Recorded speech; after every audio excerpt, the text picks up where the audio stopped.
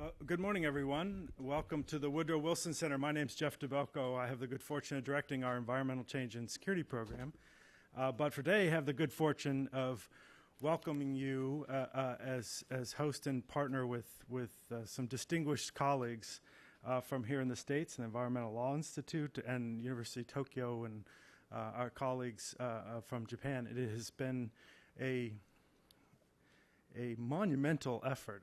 I can't tell you how much work has gone into the discussions that will come out today and the publication that will be under discussion for this symposium called Harnessing Natural Resources for Peacebuilding, Lessons from U.S. and Japanese Assistance.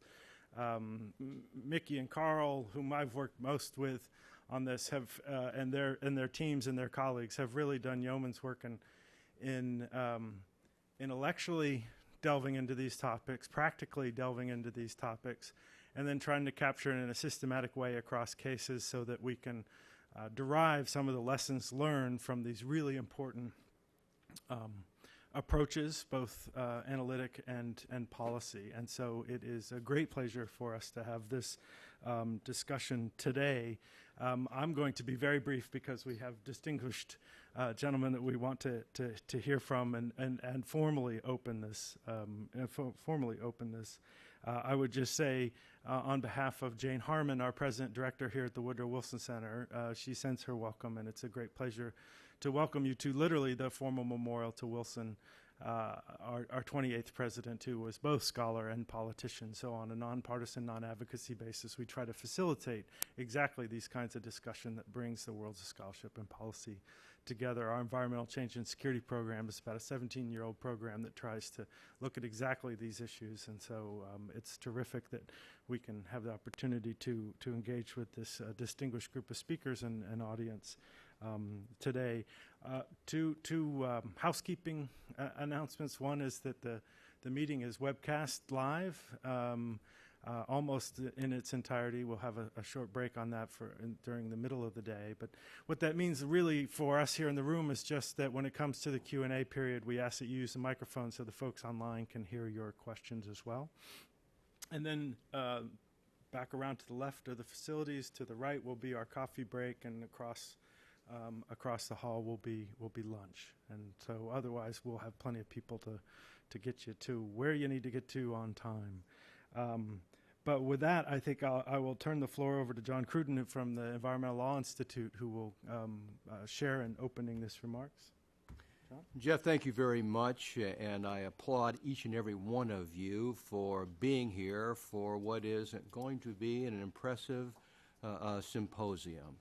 I'm the president of Environmental Law Institute, but I want to recognize at the outset Leslie Carruthers. Leslie, would you raise your hand, please? There, Leslie just stopped being the president of VLI. Had an enormous work coming into this particular symposium, and I'm so grateful that you're here, so that we can celebrate some of the work that you have been doing as well. I'm also very pleased, and Jeff, I thank you so much for being the host, for the work that you have done and your great center has done in bringing in a very important topic to the point that where we can all talk about it as well. And Dr. Yamamoto, we will hear from you in a minute, but I want to thank you as well for what the Global Infrastructure Fund has done in order to make all of this come to a reality.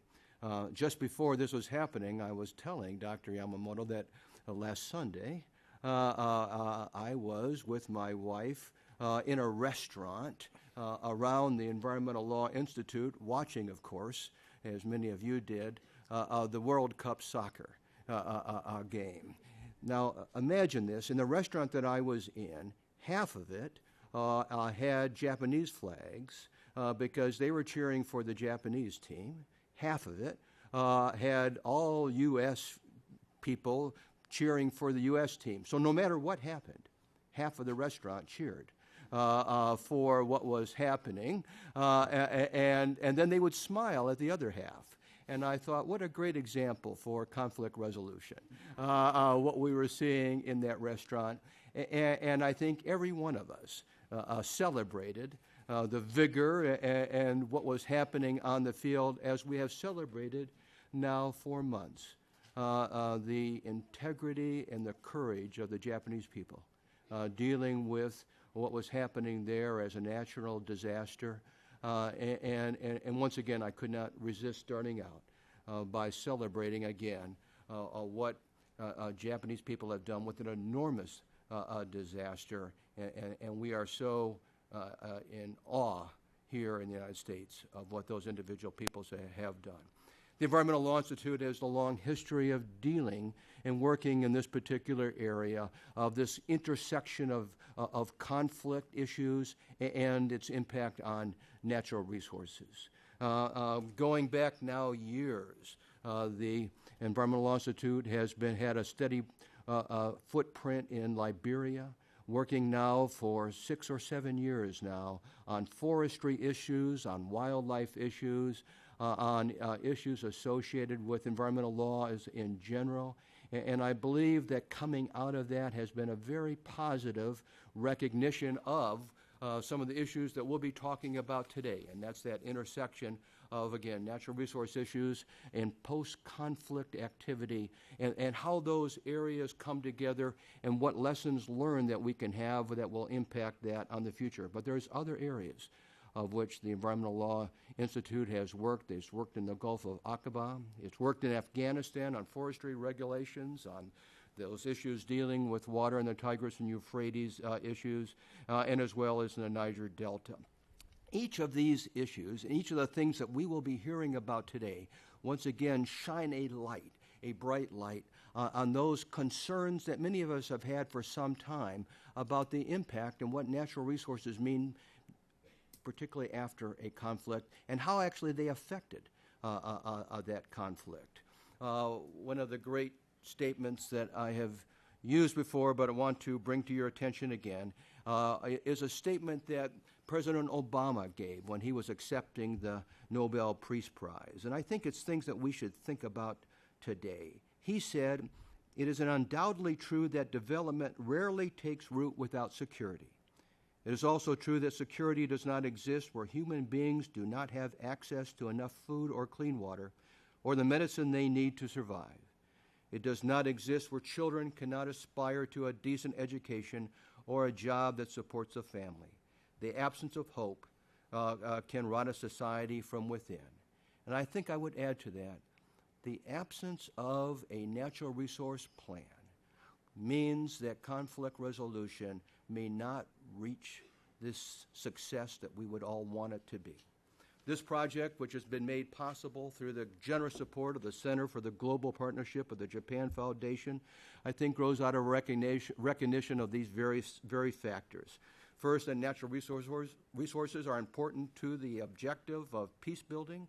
And second, notwithstanding the fact that natural resources are important to peace building, historically, natural resources have not received sufficient consideration in the planning and implementation of peace-building efforts. So today's discussion by Environmental Law Institute and by its partners in Japan and here in the Woodrow Wilson Scholar should, in fact, add to those post-building conflict issues that we think are so important. So I congratulate those people who put this together, but I congratulate those of you who will be adding to our knowledge and speaking on these issues, and I look forward to hearing from you. And now it gives me a great deal of pleasure to both welcome and ask to speak again one of our hosts, Dr. Yamamoto. Sir? Thank you very much, Mr. Kuden. And thank you very much, Dr. Carl Brook and Professor Miki Nakayama, old and new friends, ladies and gentlemen. I am Norio Yamamoto, Executive Vice President of Global Infrastructure Fund Research Foundation, Japan. Representing the co-organizers from Japan, I would like to congratulate all of you who have made remarkable contribution to the progress of the research of peace-building approach. Example will be this report. I also have to express my sincere thanks to the global community who helped and supported the damaged Japan immediately after the great earthquake and tsunami in East Japan on the 11th of March, year 2011. Especially our American friends in uniform and civilian suits who conducted Tomodachi operation. Needless to say, Tomodachi means friend in Japanese. So Tomodachi in need is Tomodachi indeed. Japan has received urgent help, assistance, and support from more than 140 countries from almost all parts of the world. We were pleased and relieved to know that we were not alone on the globe, this spaceship Earth. Historically speaking, after the World War II, Japan restarted in the global community, in 1945. We restarted our nation as a wannabe to be respected and appreciated with gratitude. Thanks to generous Marshall Plan or Marshall Plan style of assistance from the United States, devastated Japan as well as West Germany at that time recovered rather efficiently and quickly. Then Japan was expected and asked to support the newly independent and developing countries also. So now the successor of Marshall Plan, OECD, celebrated the 50th anniversary this year. Japanese ODA started based on the experience of the repatriations in kind. Japan at that time could not afford to pay in cash the compensation to the victims and also damaged. Also, it was the day of East and West confrontation. Japanese ODA policy has been appreciated, rather successful, as focused in the development of infrastructures. The good example of success of Japanese ODA might be two steel plants in East Asia, Baoshan near Shanghai in China, and Pohang in South Korea, which promoted the rapid economic development. The economic development in East Asia contributed the stability and the peace not only in the region, but whole Asia-Pacific and the global community. It was a sort of a chain reaction from Marshall Plan, started in 1945, to ODA approaches in 1960s and 70s and 80s, of course, till now. It was a Tomodachi operation in the economic development and modernization of the industries. Last month, I was in Anchorage, Alaska. My old friend, Mr. Milt Treadwell, Lieutenant Governor of the state of Alaska, organized the Arctic Imperative Summit with participation from the ambassadors to the United States from more than 60 countries.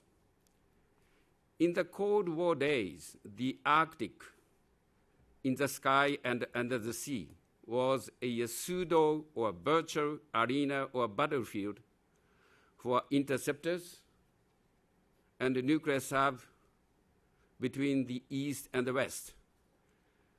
Now, for instance, the Arctic area might be called a post-conflict area, necessary to harness natural resources.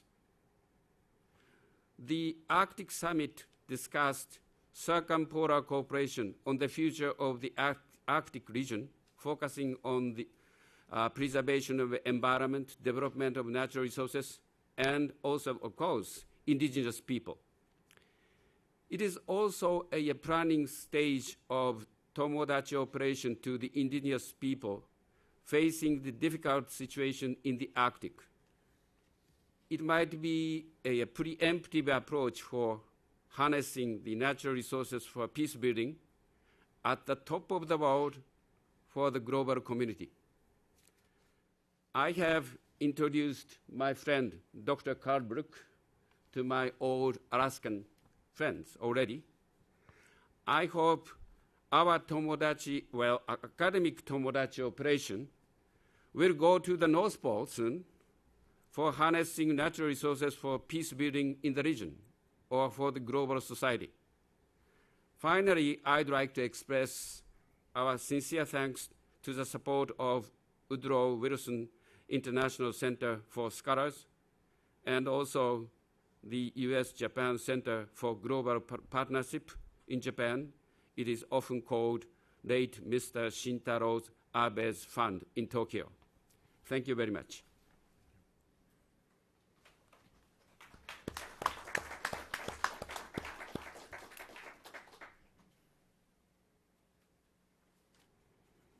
Thank you very much. It's wonderful to see everyone here. Before providing an overview, I was wondering if we might just do a show of hands to know the audience. So how many people here are with the U.S. government? How many people here are with an NGO? How many people here are with a university or in academia? And how many are involved, whether as a USAID partner or JICA partner, in working in or researching in post-conflict or conflict-affected countries? I'd like to also extend my thanks to the Wilson Center and the Environmental Change and Security Program for hosting this event. It's wonderful to be here. And to the Global Infrastructure Fund, Dr. Yamamoto, for a long and fruitful project, and to the Center for Global Partnership of the Japan Foundation. And I also think that we need to acknowledge up front the significant contributions of two individuals, Dr. Mikiyasu Nakayama and Ilona Coyle, who have done so much of the work to get us here. You will see that I'd like to give just a brief overview, talk a little about today's meetings and next steps. The project basically, as John noted, grew out of a recognition that natural resources are important for multiple peace-building objectives. But there was, to date, natural resources are not sufficiently planned for or considered in the implementation of the projects. U.S. and Japan are two of the most significant bilateral donors to conflict-affected countries. And so the way that the U.S. and Japan act or lead has an influence not only on those projects, but on how other bilateral donors and multilateral donors operate in conflict-affected countries. We have some very different approaches in the countries. In Japan, most of the assistance is provided through JICA, the Japan International Cooperation Agency. In the U.S., we have USAID. We also have the Department of Defense, Department of Interior, State Department, a wide range of governmental agencies. And so this makes for some interesting contrasts, and you'll see this in the case studies, particularly in the U.S. case studies where one is on the U.S. military to military cooperation. Others are USAID. Another is the U.S. Forest Service. And so I think that there's rich opportunity for comparison and exchanging of lessons. And that's what we're trying to do, is to look at the experiences, distill lessons, and then identify how to improve the ongoing and future peace-building operations.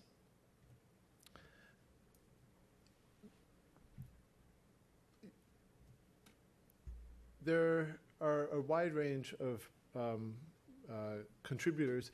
You'll find them all in the book that we have put out front. And this is a draft manuscript, and you will see that it is not a corrected proof yet. We wanted to give people the opportunity to review it, to submit comments by email, telephone, however. Some of the drafts, some of the books have inserts. I'm afraid we didn't get inserts into all the books, but if anybody has comments, there are flyers out there, please email them to us before the end of July, because we are trying to finalize the book soon. The project has 16 case studies, the 16 case studies in this book. There's a focus regionally on Asia and the Pacific, although we have some case studies from outside that region. One from Haiti, another from Liberia, another from southern Sudan. These are all projects that have been supported by the US government or the Japanese government in one form or another. In some instances, the projects are part of a broader initiative, as in the restoration of the Iraqi marshlands. The projects tend to include natural resources, infrastructure, or both. And one example is the case study by John Unruh and Murad Chalabi on road reconstruction in Afghanistan and the implications for land grabbing. And we selected the case studies largely on the basis of those experiences where we thought there would be some lessons. This is not a scientific selection, randomly selected. We were trying to make sure we were able to have the data, have the information to make meaningful analyses. As Jeff alluded to, this project and this book ties into a broader initiative that ELI, the University of Tokyo, University of McGill, and the United Nations Environment Program are undertaking. And this project focuses on 16 case studies, largely in Asia and Pacific. It's largely focused on the bilateral institutions. The broader global project has 150 case studies and analyses. It's more on the multilateral side. It's global. And they're on parallel tracks. I expect that we will be having further discussions on those other case studies over the next 6 months, and those will be coming out in a series of books published by EarthScan, 6 edited volumes, and a synthesis volume by Cambridge University Press. But all of these are we've tried to integrate them. We use similar methodologies, a similar timeline, and about 8 of the case studies in this volume are also being included in the global analyses. So what is our purpose today? First, we wanted to share what we've learned and seek feedback. We feel that we have been able to identify most of the lessons learned and to try to group them in some logical format. That's saying something, because most of the case studies have many different aspects to them. And we're also trying to place those lessons in the broader context. So one of the questions that comes up is, are these lessons reflective of broader lessons in development and security following conflict? In short, peace building. There are 2 key themes to the book and to the symposium. One, natural resources are important to peace building. Natural resources cut across the various peace building objectives. This includes establishing security, providing basic services and transportation, rebuilding the economy and livelihoods, and restoring governance and political processes. And you'll see that the structure of the symposium is centered around those 4 themes. The second broad theme is that natural or post-conflict situations are different. One of the very interesting aspects of this project has been you have people who are coming at it from the natural resource side, and you have people who are coming at it from more of the development and security side. And That's because on the ground, you have a wide range of actors. And sometimes you will see development actors or natural resource managers going into a post-conflict setting. And they have been working in Kenya. They've been working in India. And they go to East Timor. And they try to use the tools that they've developed on land in those countries. But East Timor is different, in large part because the post-conflict context is different. And so that is one of the themes that we have seen in our analysis, is that it's very important to tailor these natural resource approaches to the post-conflict context, not to assume that what works in one place is going to work in the post-conflict setting.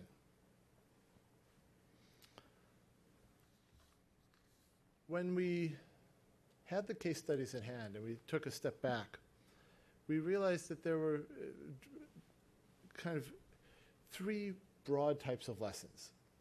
First, there were the lessons for the peace builders, for the security and development professionals on the role of natural resources in peace building. Why are natural resources important? How do you use them? How do you program for them? Flip it. There are also lessons for the natural resource management professionals on conflict dynamics and conflict-sensitive programming. And then there was a host of other things that we saw.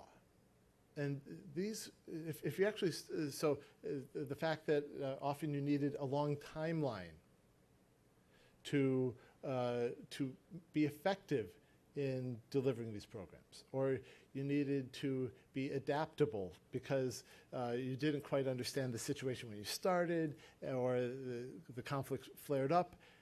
But these, we noticed, were not particular to the natural resource and peace building nexus. These were broader aspects of development. And so what we have kind of grouped those other lessons in a set of analyses that focus on these broader challenges for development for which natural resource management has something to say, and where we can learn from those practices. After today, we'll be taking comments both on the book and on the policy brief. And if you can send any comments to me, brooke@eli.org, before July 31st, we will do our best to incorporate them. We expect that they will both be published and available by the end of August.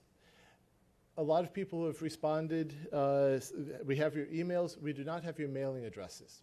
So at the break, if you could either leave a business card or there is a form at the registration desk. If you could put down your mailing address, we would be happy to send you a final copy of the book when it is ready. And if you have any questions, this is the URL for the project website. Thank you very much for your attention, and I think we'd like to get started with the first panel.